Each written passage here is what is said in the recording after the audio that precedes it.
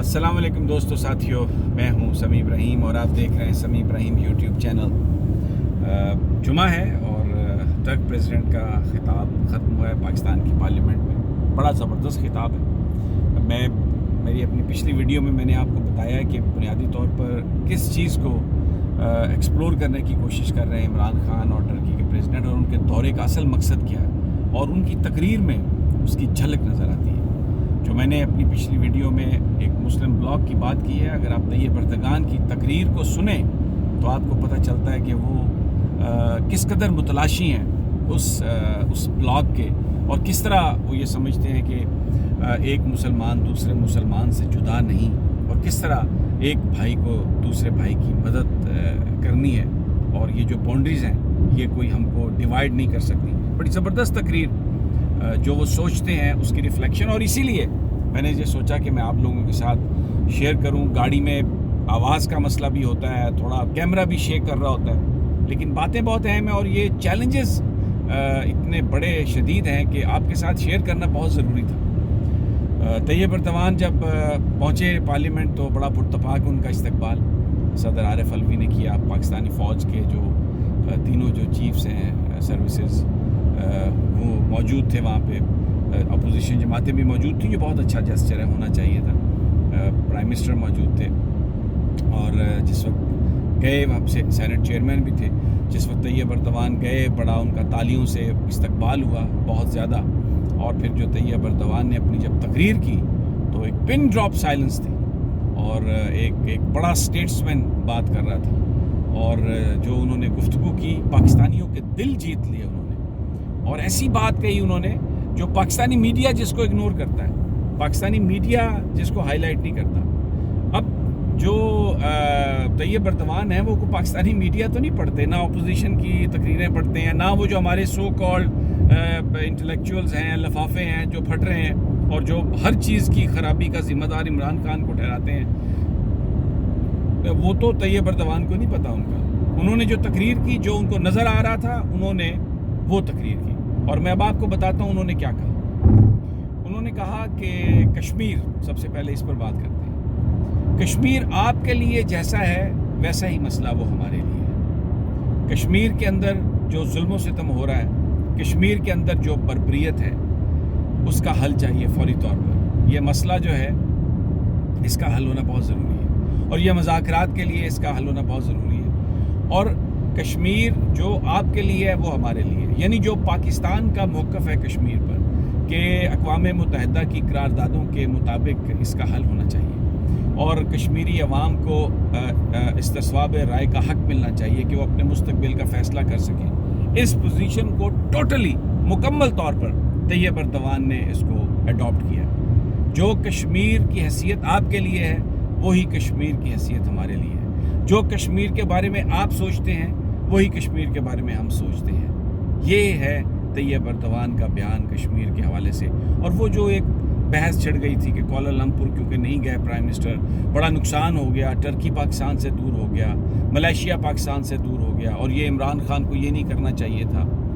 آپ کو یاد ہوگا کہ طیب اردگان ہی وہ شخصیت تھے جنہوں نے یہ خبر بریک کی تھی کہ پرائم منسٹر سے کہا گیا ہے کہ آپ نہ جائیں کوالالمپور عمران خان صاحب سے، اور کہا گیا کہ اگر آپ گئے تو آپ کے اکاؤنٹ سے پیسے بھی نکال لیے جائیں گے جو دیے ہیں $3 بلین اسٹیٹ بینک میں، اور جو 40 لاکھ پاکستانی سعودی عرب میں کام کر رہے ہیں ان کو بھی گھر بھیج دیا جائے گا۔ یہ بات طیب اردگان نے کہی تھی، جس کی بعد میں پھر سعودی عرب نے بہت وضاحتیں دینے کی کوشش کی، لیکن عمران خان چپ رہے تھے۔ پاکستان کی ریالٹیز کے خاطر، پاکستانیوں کے مفاد کی خاطر عمران خان نے ساری تنقید برداشت کی تھی، اور وہ خاموش رہے تھے۔ یہ طیب اردگان تھے جنہوں نے یہ بات کہی تھی۔ پھر ابھی آج کل میڈیا پہ بڑی ایک کیمپین چل رہی ہے کہ جناب امریکہ، IMF اور برطانیہ عمران خان کے ساتھ ہیں، اور جیسے پاکستان کی سول اور ملٹری قیادت میں کوئی کریکس آ گئے ہیں۔ یہ بڑے بڑے جگادری صحافی اپنی یوٹیوب چینل چلا رہے ہیں، فیس بک پر، اور اس طرح کی وہ باتیں کر رہے ہیں۔ آج طیب اردگان نے یہ بتایا ہے کہ فیٹف پر پاکستان بڑے شدید دباؤ میں ہے، لیکن ہم پاکستان کے ساتھ کھڑے ہیں، پاکستان کی مدد کریں گے۔ اور فیٹف کون ہے؟ فیٹف امریکہ ہے، برطانیہ ہے، اور فیٹف اور IMF جو ہے وہ برطانیہ اور امریکہ کی ایک شاخ ہے۔ تو طیب اردوان یہ بتا رہے ہیں جو فیٹف کے اجلاس میں جن کا ملک ممبر ہے فیٹف کا، جن کے پاس ڈائریکٹ انفارمیشن ہے کہ پاکستان دباؤ میں ہے. پاکستان سے مراد کیا ہے؟ پاکستان کی elected government, prime minister Imran Khan. Tayyip Erdogan آج یہ کہہ کے گئے ہیں، یہ کہہ رہے ہیں کہ پاکستان دباؤ میں ہے، عمران خان امریکہ برطانیہ IMF کے دباؤ میں ہے. اور یہاں پر یہ لفافے پتہ نہیں کہاں سے انہوں نے پیسے لیے ہیں، کس سے پیسے لیے ہیں. وہ کہہ رہے ہیں جی کہ IMF اور امریکہ اور برطانیہ عمران خان کے ساتھ ہے، اور شاید جو پاکستان کی جو دوسری جو طاقتیں ہیں، جو سٹیک ہولڈرز ہیں، وہ عمران خان اور ان کے بیچ میں آپس میں کوئی اختلاف پیدا ہوا. لیکن ترکی نے یہ کہا ہے کہ ہم فیٹف میں پاکستان کے ساتھ ہیں، اور فیٹف میں جو دباؤ ہے، پاکستان جس دباؤ کا سامنا کر رہا ہے، ہم اس کا پاکستان کے ساتھ مل کر سامنا کریں گے. اور پھر جو انہوں نے ایک بات کہی، دیکھیں یہاں پر میں اس پہ ایک علیحدہ ویڈیو بھی کروں گا. پرویز ہود بھائی فزکس کے پروفیسر ہیں، بڑے پڑھے لکھے آدمی ہیں، کہتے ہیں کہ پاکستان ایک سٹیٹ آف کنفیوژن میں پیدا ہوا، اور مسلمان ایک قوم نہیں ہے پوری دنیا میں. اگر قوم ہوتی تو بنگلہ دیش علیحدہ نہ ہوتا. آج طیب اردوان نے ان کا جواب دیا ہے. انہوں نے کہا کہ مومن کا بھائی ہے. کہ میں ایسے لگتا ہے جیسے میں اپنے دوسرے گھر میں آیا ہوں، اور یہ سرحدیں ہمیں جدا نہیں کر سکتی. آپ کے مسائل ہمارے مسائل، ہمارے مسائل آپ کے مسائل. اور یہ سب کچھ کیوں انہوں نے کہا؟ ایک مسلمان ہونے کی حیثیت سے. تو جو قائد کی 2 نیشن تھیوری تھی، جو آج اس کو برا بھلا کہہ رہے ہیں، ان کی مثال ایسے ہی ہے کہ چاند پہ تھوکنا اپنے منہ پر تھوکنا ہے. جو قائد کو یہ کہہ رہے ہیں کہ وہ کنفیوز تھے اور ان کو پتہ نہیں تھا کہ انہوں نے ملک کیسے بنانا ہے، یہ کہنے والے خود کنفیوز ہیں، بلکہ کنفیوز سے زیادہ بدنیت ہیں. وہ ایک دشمن کے بیانیے کو آگے لے کے جا رہے ہیں. وہ یہ بتانے کی کوشش کر رہے ہیں کہ پاکستان کی کریشن غلط تھی. یہ وہی بات ہے جو نواز شریف صاحب کرتے تھے کہ ایک لکیر ہے، آپ آلو گوشت کھاتے ہیں، ہم کدو گوشت کھاتے ہیں، ہم رب کہتے ہیں، آپ پتہ نہیں کیا، ہم خدا کہتے ہیں، آپ رب کہتے ہیں. نہیں، ایسا نہیں ہے. پاکستان 2 نیشن تھیوری کی بنیاد پر مسلمانوں کے لیے ایک علیحدہ ملک حاصل کیا گیا، مسلمانوں کے لیے. اور پھر مسلمان ایک قوم کی حیثیت سے ہیں. آج اس لیے قوم کی حیثیت سے ہیں کہ پوری دنیا کا مسلمان جو ہے، آج فلسطین کے لیے اس کا دل دھڑکتا ہے، آج کشمیر کے لیے اس کا دل دھڑکتا ہے. اگر بد کردار ہیں، بد نیت ہیں، تو وہ چند حکمران ہیں جو ان ممالک پر قابض ہیں، اور وہ جو بڑی طاقتیں ہیں ان کے مفادات کے تحت کام کرتے ہیں. لیکن اس کا یہ مطلب نہیں ہے کہ مسلمان ایک قوم نہیں ہے. آج نبی پاک صلی اللہ علیہ وسلم کی حرمت کے بارے میں کوئی شخص کہیں پر بات کرے تو پوری دنیا کا مسلمان اٹھ آتا ہے، ابل آتا ہے. ایک قوم ہے مسلمان. یہ کون لوگ ہیں؟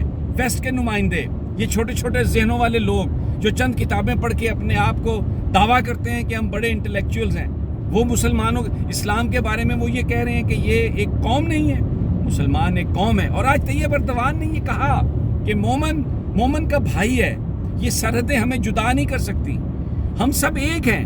یہ ہے وہ 2 نیشن تھیوری جو قائد نے جس کی بنیاد پر پاکستان حاصل کیا. کہ ایک تو یہ تھا اس کا حصہ کہ مسلمان اور وہ جو دوسری قوم ہے جو ہندو ہے وہ نہیں رہ سکتے مل کر. مسلمان ایک علیحدہ ملک کی حیثیت سے رہیں گے، اور مسلمان ایک قوم ہے، ایک نیشن ہے. آج کہا جا رہا ہے کہ جی آپ یہاں پر پاکستان کی بنیاد بنائیں، پنجابی، سندھی، بلوچی. اور یہ کہا جا رہا ہے کہ جی اگر مسلمان قوم ہوتے تو سیپریٹسٹ موومنٹس نہ ہوتی بلوچستان میں. کون سی سیپریٹسٹ موومنٹ ہے بلوچستان میں؟ چند ٹکوں کی خاطر چند لوگ اپنا ضمیر بیچ کر حملہ آور ہوتے ہیں پاکستانی ریاست پر، پاکستان کے لوگوں پر، پاکستان کی انسٹالیشنز پر. آپ انہیں سیپریٹسٹ موومنٹس کہتے ہیں؟ آپ کو میں اس سے زیادہ کچھ نہیں کہتا، کیونکہ پڑھے لکھے آپ آدمی ہیں، ہمیں پتہ ہے کہ آپ کہاں سے بول رہے ہیں، آپ کس لیے بول رہے ہیں. لیکن افسوسناک بات یہ ہے کہ لٹریچر فیسٹیولز کے نام پر اور ادب فیسٹیولز کے نام پر اس قسم کے پروپیگنڈے کو جو لوگ کا جو پرچار کر رہے ہیں اور جو سرکاری فورم اس طرح سے استعمال کر رہے ہیں، وہ ذرا ہوش کے ناخن لیں، وہ ذرا یہ سوچیں. بہرحال طیب اردوان نے ان تمام چیزوں کا جواب دیا. طیب اردوان نے یہ کہا کہ ہم ایک مومن دوسرے مومن کا بھائی ہے. اور پھر انہوں نے کہا کہ ٹرکی پاکستان کو کیسے بھول سکتا ہے. ٹرکی کی جو جدوجہد ہے اس میں پاکستانیوں نے جو مظاہرے کیے، پاکستانی سڑکوں پہ نکل آئے، لاہور میں نکل آئے، میں کیسے ان کو بھول سکتا ہوں. پاکستان کی محبت، پاکستان تو میرا دوسرا گھر ہے. پاکستانیوں نے اپنا پیٹ کاٹ کر ٹرکی کی مدد کی تھی. تو آج جو طیب اردوان نے وہ جو علامہ اقبال جو کہتے تھے کہ نیل کے ساحل سے لے کر تاب خاک کے کاشغر، آج انہوں نے تو اس کی آج انہوں نے مثالیں دیں. پھر انہوں نے پاکستان کا جو حفیظ جالندھری صاحب نے جو ترانہ لکھا ہے وہ پڑھا قومی اسمبلی میں. وہ تو لگ ہی نہیں رہا تھا کہ وہ ٹرک ہیں، وہ تو ایسے لگ رہا تھا جیسے وہ پاکستانی ہیں، ان کی جو محبت ہے. پھر انہوں نے بات کی مسلمانوں کی.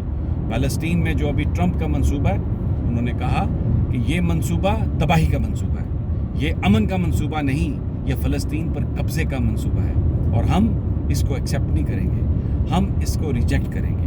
پوری دنیا کے مسلمانوں کے حوالے سے جو اس وقت صورتحال ہے اس پر طیب اردوان نے اس کا ذکر کیا، اور انہوں نے یہ کہا کہ ہم پاکستان کو کبھی تنہا نہیں چھوڑیں گے. اور پھر یہ جو میڈیا روزانہ کہتا ہے کہ پاکستان کی معیشت برباد ہو گئی، پاکستان ٹوٹنے والا ہے، پاکستان بینکرپٹ ہونے والا ہے، طیب اردوان نے کہا کہ پاکستان دہشت گردی سے سب سے زیادہ افیکٹڈ ملک ہے اس خطے میں، لیکن اس کی معیشت صحیح سمت میں جا رہی ہے.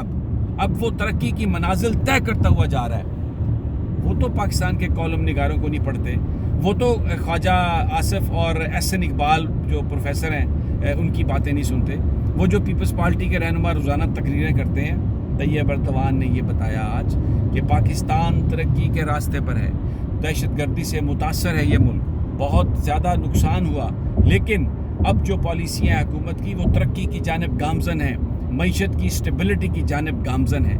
طیب اردوان کا جو آج خطاب تھا ایک سچے مسلمان کا خطاب تھا، اور آج انہوں نے جہاں جو بہت سارے مسائل پاکستان کے ہیں ان کے حوالے سے بات کی، انہوں نے جو پوری دنیا میں مسلمانوں کے مسائل ہیں اس کے حوالے سے بات کرتے ہوئے یہ ویژن دیا کہ ہمیں سب کو ایک ہو کر ان مسائل کا حل ڈھونڈنا ہے، اور مسلمان کا بھائی ہے، مومن کا بھائی ہے.